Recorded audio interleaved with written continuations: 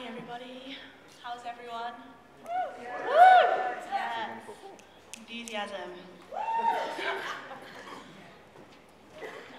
Okay, well first, I'd just like to say, sorry, is that a bit too loud?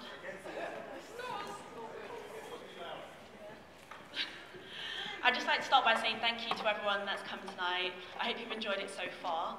So I'm here just because I want to take just a few moments of your time to tell you the story of a young boy. Now, for the sake of this story, I'm going to say this boy's name is Ryan. Oh, I should have had a drink first. Ryan is a popular 7-year-old boy at school. He did his work, got good grades, he had fun, and he met loads of people. Now, fast forward 2 years, and Ryan's begun to participate in sports, still achieving good grades, still meeting friends, and just having an average, everyday young boy's life. The only difference now is that Ryan is introduced to a man who I'm going to call Kevin. Ryan seemingly grew fond of Kevin, and Kevin seemed to begin to love Ryan, becoming somewhat of a mentor for him. Fast forward just a few more years, and Ryan no longer participates in sports, doesn't really do his work very often, and barely sees his friends. The reason for this is that Ryan has become a silent victim of Kevin's sexual assault. Sorry, I'm going to rumble it up there. Ryan feels isolated, feels to blame, and is petrified that telling his family will only hurt them. So he continues to grow up, not alerting authorities, not telling anyone, really, and his friends don't know either. Now, fast forward just a few more years, and Ryan has developed psychological symptoms from the trauma he has faced. After years of trying to put it all behind him and pretend as though it never happened, one of his symptoms was memory loss. Ooh.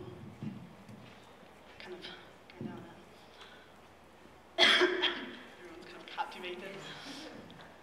After years of self-destructive behaviour, Ryan no longer remembers the details, and he feels as though he can't tell anyone now. How can you report someone for something as serious as rape when you don't even remember how old you were when you first started? So Ryan began to continue to grow up, resenting himself, concerned that by him not telling anyone, it meant that someone else had fallen victim to Kevin's horrific behaviour. Now, fast forward to around a decade, and Ryan has grown up, a decade older, and in actual fact, Ryan is a girl. Ryan was never Ryan, but was always a girl.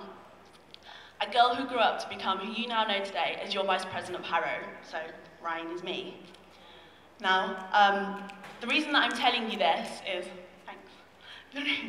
the reason that I'm telling you this is because the relevance of not only my story, but also of the campaign that's happening this week, is that it will, I hope, encourage each of you to think about the decisions you have made and the decisions you may yet to make. Now, all of you may never encounter a situation such as this, but if you were, I'd like for each of you to think about the event tonight and the rest of this week, and think about the activities that are happening, and to take a moment to think about the decisions you're making, whether it be a culprit, a victim, or a witness. I'd like each of you to think about that.